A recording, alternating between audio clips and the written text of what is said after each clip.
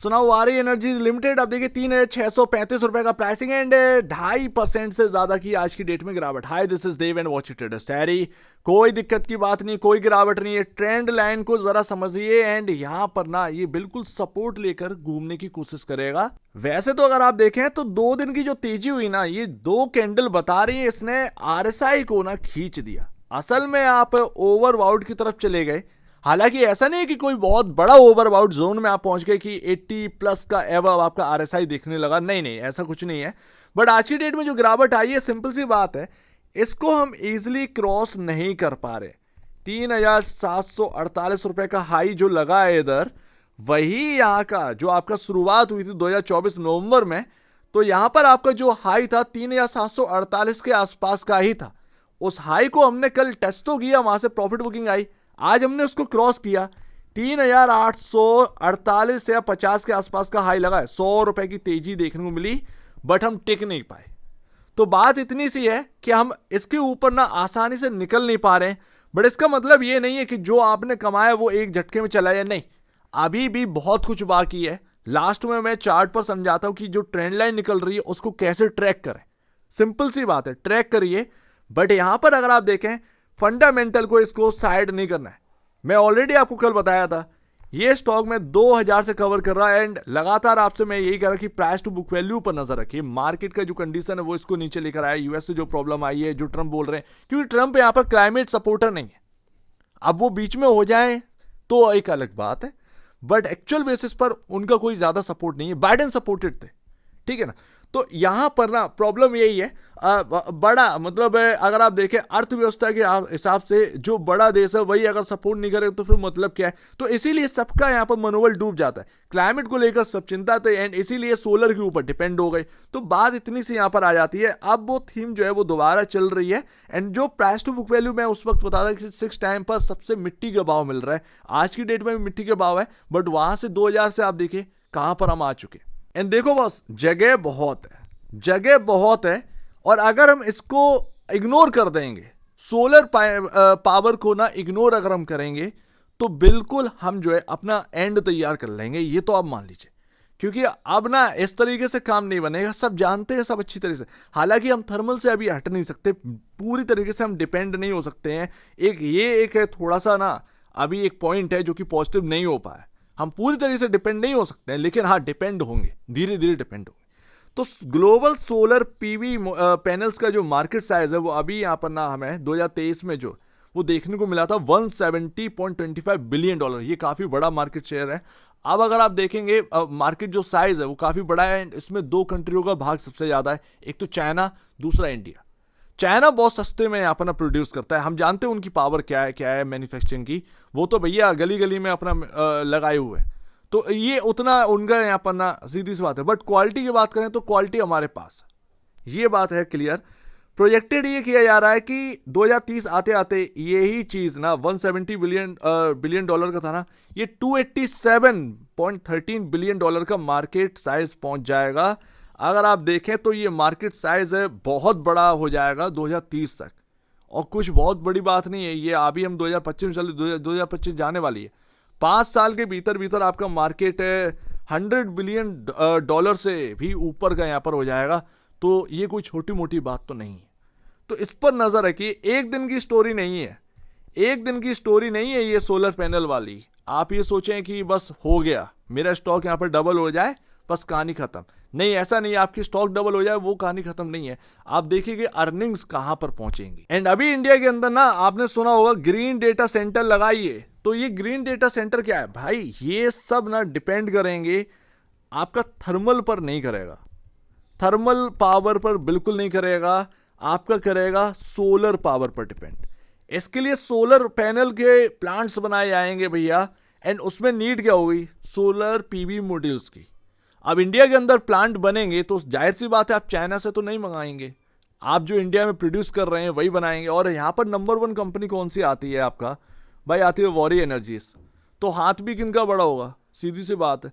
तो यहां पर अगर आप देखेंगे, यहां पर सोलर से रिलेटेड ही सब कुछ काम होने वाले। ये डेटा सेंटर जितने भी बनाए, क्योंकि पावर एफिशिएंसी बहुत ज़्यादा होती है। हम जो सोच रहे हैं शहर की पूरी बिजली एक डेटा सेंटर में चली जाती है, ये मान के आप चलिए। तो इतने बड़े डेटा सेंटर को चलाने के लिए बड़ा प्लांट चाहिए। एंड आप सोच लीजिए कि उसमें कितना यहाँ पर ना यूजर्स होंगे सोलर पीवी मॉड्यूल्स के। एक अनुमान यहाँ पर है डेटा सेंटर में कितना खपत चाहिए। तो एक डेटा सेंटर के लिए कम से कम 100 मेगावाट का चाहिए सोलर पैनल का प्लांट, 100 मेगावाट। अब ऐसे अगर आप 10 यहाँ पर ना डेटा सेंटर बनाए, क्योंकि एक डेटा सेंटर तो बनेगा नहीं इंडिया के अंदर, कई सारे बनेंगे। उनको पावर देने के लिए भाई आपका कई सारे यहाँ पर ना प्लांट्स और वहाँ से आती हुई बिजली चाहिए, सिंपल सी बात है। तो यहाँ पर आप देखिए 10 डेटा सेंटर अगर आप लगाएंगे तो 1 गीगावाट का प्लांट चाहिए रहेगा, 1 गीगावाट का। तो भैया आगे की देखिए, अब हो क्या रहा है कि ना 1,04,481 करोड़ का मार्केट कैप है, स्टॉक डबल हो चुका है। और मैं ऑलरेडी आपसे बोला था कि बड़ा मार्केट कैप है। आप सोचें कि 10 टाइम हो जाए, 20 टाइम हो जाए, नहीं। उनके लिए ना छोटी कंपनियों में निवेश करिए, स्मॉल कंपनियों में निवेश करिए जो कॉम्पिटिटर्स हो आपकी, लेकिन वहां पर रहेगा रिस्क। अब इन्होंने क्या है, कैप्चर तो सब कुछ कर ही लिया है, ये टॉप पर भी हैं, तो ये सारी चीजें यहाँ पर है। आपको यहाँ पर ना एक क्वालिटी, एक भरोसा मिलता है कि हाँ भैया टॉप लीडर है तो इसके साथ रहते हैं। बट यहाँ पर ना वो रिटर्न वो नहीं बन पाएगा 10 टाइम 20 टाइम वाला, ये बात तो क्लियर यहाँ पर है। मार्केट कैप काफी बड़ा है, यही अगर 10,000 करोड़ का मार्केट कैप होता तो अभी तक ना इतना निवेश आ रहा होता, इतना पैसा फ्लोज हो रहे होते रिटेल की तरफ से कि पूछो मत। और आप देखेंगे यहाँ पर आपके सामने अभी भी price to book value 10.19 time पर है। एंड जो पी रेशियो वो 47.10 पर है, जो कि इंडस्ट्री पी से काफी कम पर अभी अवेलेबल है। अभी भी अगर आप देखेंगे प्राइस टू बुक वैल्यू बाकी आपके जो पीयर्स हैं उनसे बहुत कम है, और जबकि आपकी प्रॉफिटेबिलिटी उनसे ज्यादा हो चुकी है। आपका सेल्स का आंकड़ा टॉप लीडिंग कंपनी जो कैपिटल गुड के अंदर आती है उसको भी क्रॉस करने की तैयारी में। तो आप एक अनुमान लगा लीजिए, अभी वो वैल्यू अनलॉकिंग अभी हुई नहीं है वारी एनर्जीज की। सही मायने में जितनी भी कैपिटल गुड मार्केट की कंपनी थी उनको क्रॉस कर कर निकल जाना चाहिए था। सही मायने में तो यही है कि वो काफी पीछे रह चुकी हैं, और आज की डेट में वारी एनर्जीज अभी उनको क्रॉस नहीं किया, तो अभी भी जगह बहुत है। बाई मार्केट कैप 1,04,400 करोड़ के आसपास है। सीजी पावर सबसे बड़ी कंपनी आती है, 1,23,580 करोड़ का मार्केट कैप। उसके बाद कोई भी नहीं है, उसके बाद उससे पहले अगर आप देखेंगे कभी एबीबी इंडिया काफी आगे था। आज की डेट में वो 1,10,000 करोड़ का मार्केट कैप अचीव करके रखा है। ऊपर से स्टॉक काफी करेक्ट हुआ है। वारी एनर्जी से उसके पास पहुंच चुका है। मार्केट कैप कभी भी ये भी क्रॉस कर देगा एबीबी इंडिया का। सो दैट यहां पर ना अभी भी जगह है, तेजी की जगह है, लेकिन हमसे और आपसे कभी भी पूछकर तेजी नहीं होगी, वो धीरे धीरे तेजी होगी, ये बात आप समझ लीजिए। और यहां पर आप ये मत समझिए कि 2 टाइम 3 टाइम आपका यहां से एकदम से हो जाएगा, नहीं। अगर आप सोच रहे हैं तो वो आपका ख्याली पुलाव है, सिंपल सी बात है। खाली थाली में रखा था खाना और प्राइस जो है वो 2,000 पर मिल रहा था। अब उसमें जिन्होंने भी रिस्क लेकर ना आगे हाथ बढ़ाया उन्हें खाने के लिए मिल गया। अब खाना साफ हो गया, सीधी सी बात है, थाली में कुछ बचा हुआ तो वो आप खाने के लिए आए हैं 3,700 के भाव पर। ये बात समझ में आ रही। तो अभी भी जगह है इस प्राइस टू बुक वैल्यू को ऊपर जाने की। सीजी पावर यहाँ पर ना 17 टाइम का प्राइस टू बुक वैल्यू पर काम कर रहा है। एबीबी इंडिया 15 टाइम पर। अभी भी आप में और इनमें काफी डिफरेंस है, ये डिफरेंस कम होना चाहिए। वारी एनर्जीज का प्राइस टू बुक वैल्यू यहां पर इंक्रीज होना चाहिए। उम्मीद है मैटर ऑफ टाइम, कितना टाइम लगेगा या क्या है, लेकिन यहां से इंक्रीज होना चाहिए। एंड लास्ट तो देखिए यहां पर ना आप अप्रैल से यहां पर ना आप एक ट्रेंड लाइन थी जिसको क्रॉस नहीं कर पा रहे थे, ये आपका स्टार्ट होती है। यहां पर भी हमने गिरावट देखी एंड 3200 के आसपास का प्राइस देखने को मिला। वहां से दोबारा तेजी हुई, मूविंग एवरेज आ चुका है 3200 पर। ध्यान रखिए 3200 पर आपका 50 डेमा है, उसके बाद 3,000 पर आपका 100 डेमा है, उसके बाद आपका 2700 पर आपका 200 डेमा है।